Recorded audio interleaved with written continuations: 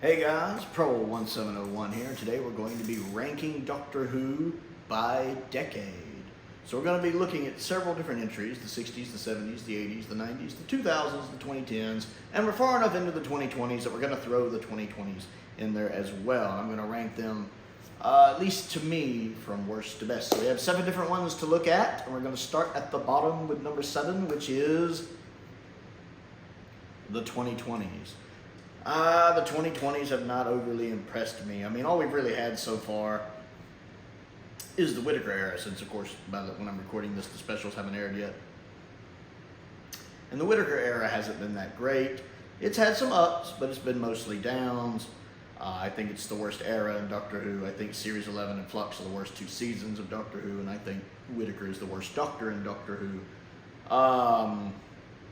It's been rough. Now, there have been a few bright spots. I like Power of the Doctor a lot, and I did enjoy Eve of the Daleks a lot. Now, technically, the only season of her era that falls in the 2020s is Flux, because her first 2 seasons do fall in the 2010s. We'll get to that. But Flux was very mediocre. It's not very good. I didn't really like it much. It's just kind of there. It has a couple episodes that would have made good standalone episodes, but since they got roped into being part of Flux, it just drags them down. And also Legends of the Sea Devils is terrible. Let's just be honest. That is an editing mess. I want to see a documentary, like an hour-long documentary, about what happened with this Legend of the Sea Devils, because I have a feeling that's an interesting story. Because I've never seen an episode of Doctor Who that looks edited together so poorly. Telesnap reconstructions are edited together much easier than this. But yeah, aside from like Eve and Power of the Doctor, it's just been a bit of a mess so far in the 2020s. Hopefully things are going to pick up with the David Tennant specials and with Ncuti Gatwa taking over. And by the time we get to 2020, hopefully this will have moved up the list a little bit. Number 6 on the list is the 2010s. This may surprise people because the 2010s started off on fire. I mean, Doctor Who was really hitting its second golden age, because I always consider probably the 70s to be the original golden age, and then the late 2000s to the early to mid 2010s to be the second golden age. Because, you know, they were just coming off Russell's first era. They were just coming off the 9th and 10th Doctors. Doctor Who popularity was at possibly an all-time high, especially internationally an all-time high. The show was on fire. You had Stephen Moffat taking over. A lot of people have wanted that because he just couldn't do no wrong at that point. Series 5 was really good, really consistently good, really strong. You had bangers like The 11th Hour, and of course a lot of people love Vincent and the Doctor. It had way more hits and only a couple of misses. Very strong season. And Matt started out as a great Doctor, which Matt is a great Doctor. Then we start running into problems right with Series 6, because Series 6 is just way too convoluted, way too complicated. It has way too much going on. It has some really good ideas. I love the idea of the silence. I think they're a fascinating concept and a wonderful creation. There's too much going on in this series, and it doesn't tie everything up very well at the end. And then Series 7 has a bit of an identity crisis. Because it feels like 2 different seasons. You know, you have, Series 7A and Series 7B are very different beasts. You have different TARDIS interiors, different companions. The Doctor has different outfits. Really, the only thing they have in common is Matt Smith. Other than that, they feel like very different seasons. So there's a bit of an identity crisis there. And then we had the 2013 specials, which were really good. Doctor Who was riding really high in 2013. Day of the Doctor is really good, a bit disappointing, but really good. You had like Night of the Doctor with McGann coming back, which was great. Some of the other mini episodes, like the Last Day, Doctor Who was on a big time high in 2013. It really started to go downhill when Smith left. I think a lot of people weren't used to a lot of younger fans weren't used to an older Doctor. Like Capaldi, a lot of the female fan base probably wanted their pretty young, cute Doctor, and they didn't get that, and so they were probably like, And Capaldi's great in the role, but his era is very much a mixed bag. With his era being so hit or miss with people, his Doctor not really acting like the Doctor, because people weren't used to the more grouchy, first Doctor type Doctor. I think it put a lot of people off, and when you really saw the decline of Doctor Who start here. Now, I'd argue it started at Series 6 and Series 7, but you really see it. It becomes way more apparent here. This is where the Capaldi era is when I saw the fandom dying here in the States. Where I saw the merchandise in stores dwindling, the Doctor Who section shrinking, where suddenly I couldn't just talk about Doctor Who to anyone casually. You know, it kind of went back to how it used to be. Only a few people knew where it was. I mean, there was actually a point where, you know, one of the reasons I started dating people was because they were Doctor Who fans. I've talked about that on the channel before. I had like 3 different people I dated. Doctor Who was part of the reasons why we started dating, because we both liked it. You know, you saw that kind of drying up where, you know, now I just, especially now, I just run into people who know what it is occasionally. I spend a lot of time having to explain it. So you really saw all that start here. I think that's why they made such a drastic change with the Whittaker era to try to turn it around. This was, you know, 2017, right when the diversity movement started. You know, Rey was a big deal in Star Wars, so I think they wanted to try having a female Doctor. Maybe it would turn things around, because that was really happening a lot. Right after 2015, they brought in Chris Chibnall because they wanted to try doing a different direction, to hopefully spin it back around, catch younger viewers, maybe get more female interest. It did not work. Series 11 was mostly abysmal. Whittaker very obviously didn't research the role, which she's on record for saying she didn't research the role, as Chibnall told her not to. That's one other thing I like about Ncuti Gatwa. He's on the record for saying he's seen every episode of Modern Who. Personally, my response to that is go watch every episode of Classic Who that you can, of course. Because that's 2/3 of the show. But I do love the fact that Ncuti Gatwa watched all of the modern series, and I hope he'll go back and watch some Classic Who too. I know he's a big fan of Pertwee. He loves Pertwee's dress style. And so we saw Series 11 just being, I mean, it started out on a high note. It had high viewing figures just because everybody was curious. And then you saw steadily over the course of that series the numbers dropping, which they continued to do throughout her era, to where she had some of the lowest viewing figures the modern shows had and Doctor Who's had. Series 12 I thought was better than most. Most people don't, I know a lot of people don't really care for it, but I thought it was stronger. But then we got that awful Timeless Children retcon, which I didn't like. So the 2010s I don't go back to as much. The early part of it is much better than the middle and the end. Next on the list in 5th place is the 90s. How can the 90s be this high? For multiple reasons. One, I actually do like the TV movie. I think the TV movie has some flaws, but it's good. It's a very unique take on Doctor Who. There's nothing quite like the TV movie. I love the cinematography of it. Paul McGann is a fantastic Doctor. I think a lot of you will agree with me on that. He is great in the role. I thought Eric Roberts is underrated as the Master. I've talked before about things he does in this that I like. I don't really care for Grace as a companion. She's okay. I didn't really like Lee much, but I thought it was cool the Master had a companion. That was kind of neat. And I love that TARDIS interior. One of the best TARDIS interiors. I mean, if I could ever live in a TARDIS, I'd want to live, I think, in that TARDIS. It just looks comfortable. And it has a pretty nice soundtrack. I enjoy a lot of the incidental music in it as well. But this is the decade, I think, where fans have really made the biggest effort. The fans of the 90s and what they did to keep Doctor Who alive in people's minds is just unparalleled here.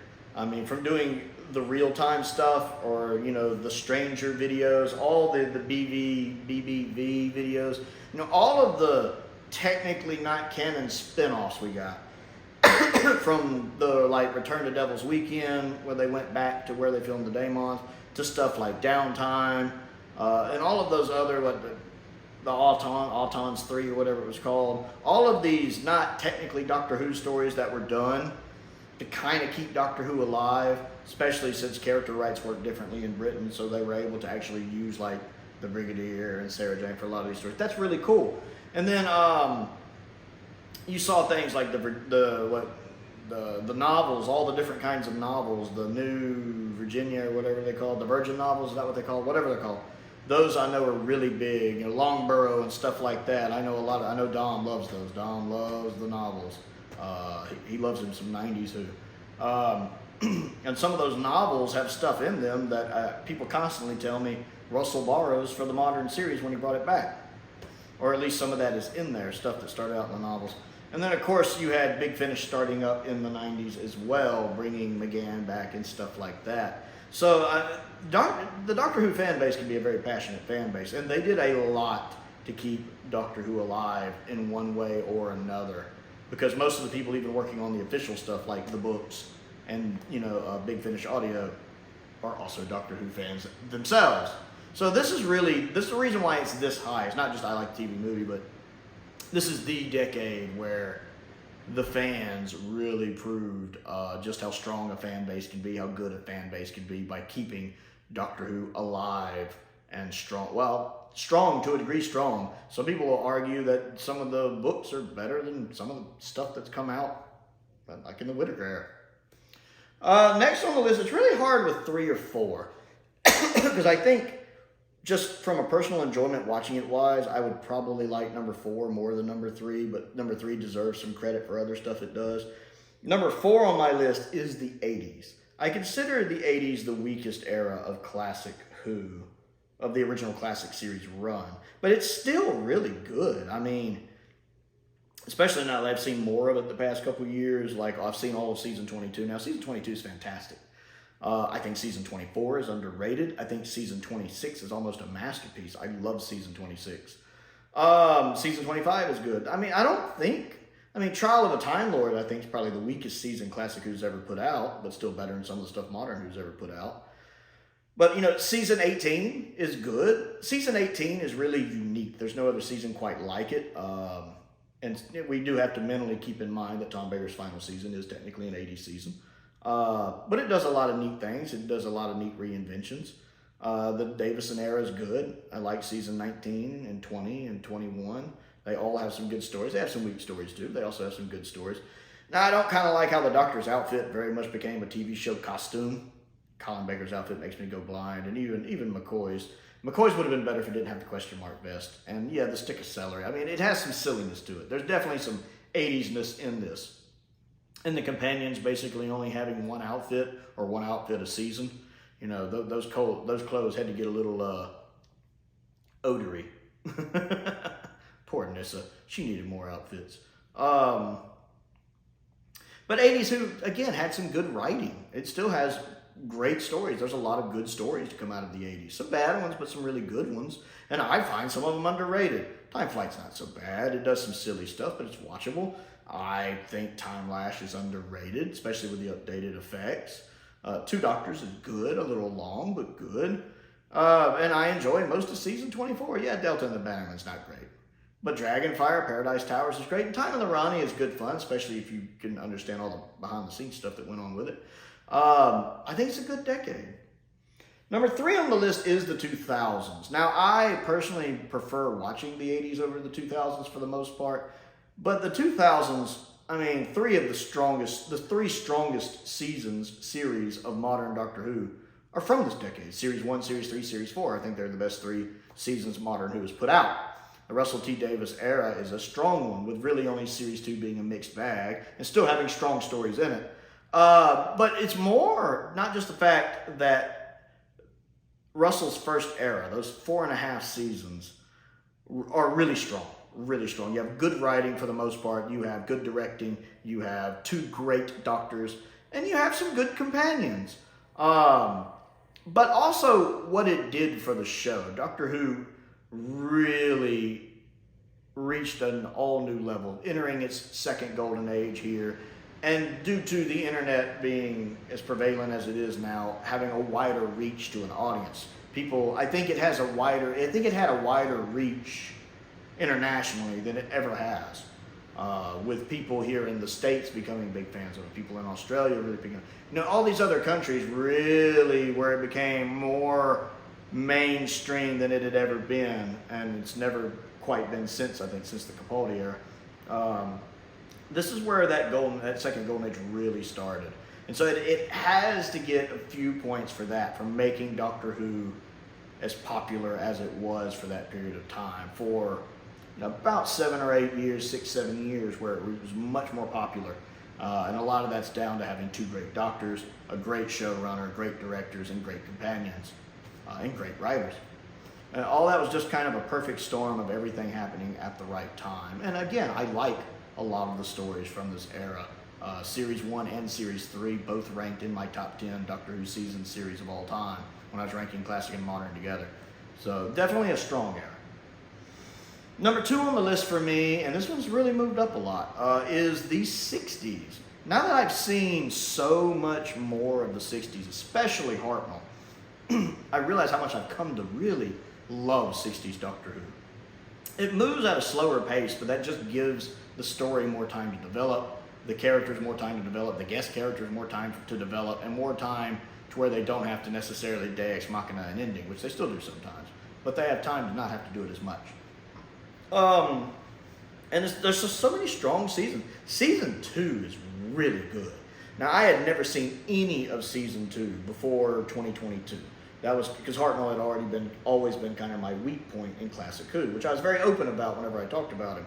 And I just, for some reason, never managed to see any of Season 2. And then you guys, being the awesome folks that y'all are, sent me a lot of Season 2 DVDs. I got to watch a lot of that over the course of the year. And then the Season 2 box set came out. And I'm still grateful for the DVDs, so I didn't have to cram in all of Season 2 at the end of the year. I got to spread it out and watch it over the year. And by the end of 2022, I'd seen all of Season 2. So 2022 was a great year for First Doctor. For me. And Season 2 is great. I mean, it doesn't really have a lot of bad stories. The Web Planet has issues. I mean, it's not very good, but I have to give it points for its ambition. That is a strong ambition. They took a shot. I will give them that. And then The Chase is also not that good, but it has a really strong first episode, a really strong last episode, and a couple really strong moments in between, like when it's not actually Peter Purvis is up on the Empire State Building. Love that scene. Love that scene. Unfortunately, it has a lot of really, I think episode 2 isn't that good. Episode 4 is god-awful. Episode 5 is not good either. So it's very much a mixed bag of a story. But then you have Planet of Giants, which is criminally underrated because it's never talked about. It's really good. Dalek Invasion of Earth, which is fantastic. The Rescue, which is fantastic. The Romans, which is hilarious. I love the Romans. Once you realize the Romans is intended to be a comedy, you can have so much fun with it. Love the guy playing Nero in it. Love him. And then, what else do we have that scene? The Crusade is great. It's such a crime that those 2 episodes are missing. But even with those 2 episodes missing, it's a great story. Love The Crusade. Julian Glover and Gene Marsh are being amazing in it. It's fantastic. And of course, The Time Meddler is great. I love The Time Meddler. Peter Buttersworth is just awesome. And even the Space Museum is underrated.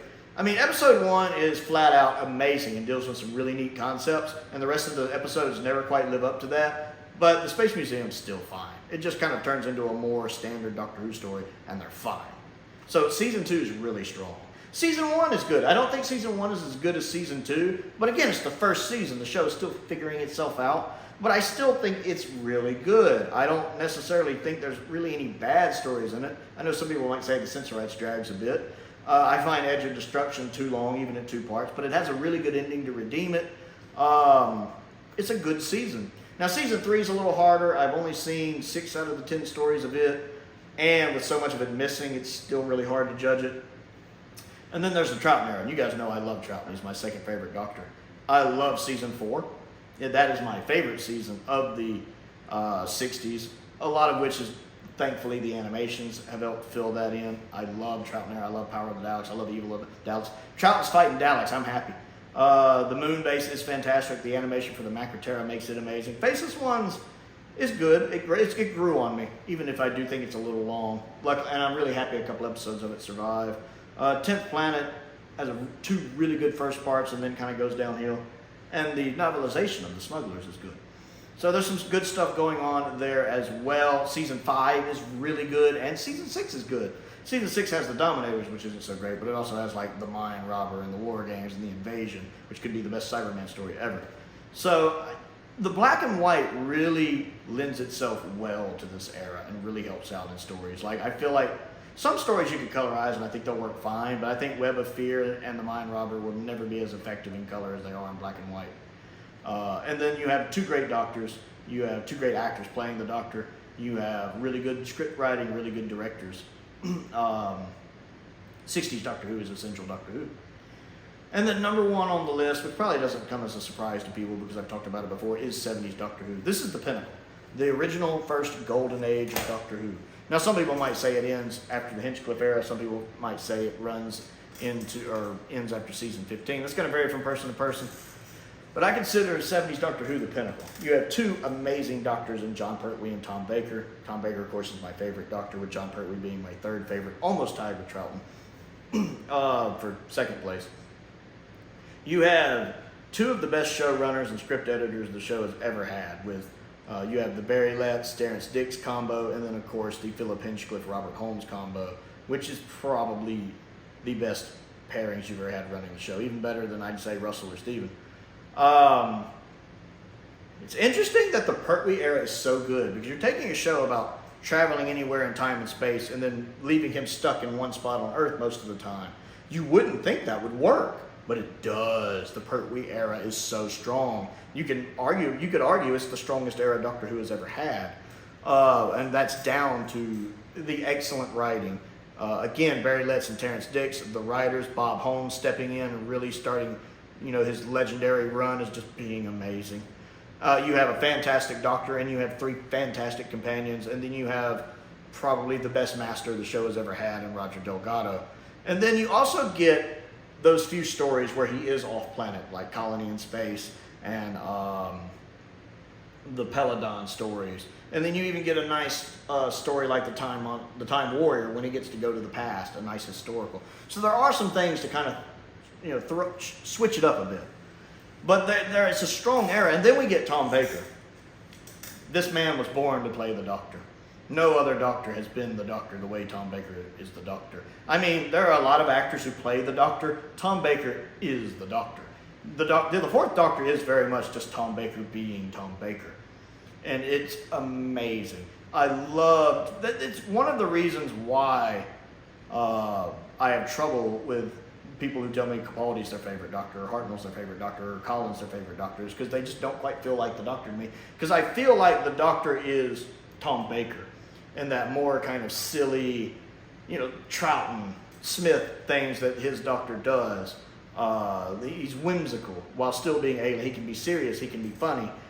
When I think of the Doctor, the first image that pops in my head is the fourth Doctor. But when I think of the Doctor's personality and his quirks, the fourth Doctor is also the first one that pops in my head. He just is the Doctor to me when I think of the Doctor. And it's just a perfect storm of everything coming together right there. And then his era is strong. Because I like all of his eras. I love the Hinchcliffe era, although personally I think season 14 is his weakest season, with only one real masterpiece in it, and that being Talon's Wing Chang. Although Face of Evil is criminally underrated. But then you also have season 12 and 13, which are two of the best seasons Doctor Who's ever put out. But I like the Williams era too. It's a little more of a mixed bag, but for the most part it hits. I like the whimsy in it. I like the camp in it. I love how Tom Baker gets to kind of indulge his humorous side more. I love his quips and his wit. And then I like season 18. It's more somber and subdued and has that kind of funeralistic approach and feel to it. And that definitely that feeling of things coming to an end. But it has some great cracking stories. And although technically that's not fair. I'm talking about season 18 and that's an 80s season. So technically that should have went into the 80s. But just cutting 18 out, even though it's still fantastic, and looking at the Williams era, those 6 seasons Tom Baker does in the 70s are fantastic. You have the Hinchcliffe stuff, which is its own thing. Then you have the Williams stuff, which is kind of its own thing. And though they're tonally different, although some of the Hinchcliffe era bleeds into 15 with horror and image, there's not very many bad stories in there. I mean, Prowl, of course, doesn't do much for me. But other than that, I mean, I'm not the hugest fan of some of the others, but I'm not the biggest Robots of Death fan, but the design of the robots and the ship make up for it. Deadly Assassin irks me, kind of what it does to the lore as a whole, but it's still a fun episode taken on its own. So yeah, for me it's 70s. I love the look, the feel, the sound, the doctors, the writers, just everything. To me, 70s Doctor Who is just a perfect storm of everything that makes Doctor Who, and makes it just has this feel to it that no other decade quite captures. I love 70s Doctor Who, and most of you know what I mean. Most of you know what I mean. It's just quintessential Doctor Who and the best Doctor Who to me. So I want to know how you would rank the decades of Doctor Who. So comment down below and let me know. Other things to do, don't forget to click the like button and the subscribe button and the bell for notifications so you never miss out on another video. I am trying to reach 1,000 subscribers this year, and we are well on our way to that. I also have a Patreon if you would like to support me on that. That does help me keep the bills paid, especially this year. Inflation is a terrible thing. I want to give a shout out to some of my top tier patrons, Stephen Crane, Colin Coney, and Finn Perkins. I appreciate their support as I do the support of all of my patrons. That link is down there, as is my P.O. box if there's anything you would like to send me to look at and review. And a link to my Amazon wish list is down there as well. I update that regularly. Most importantly, though, thank you for watching.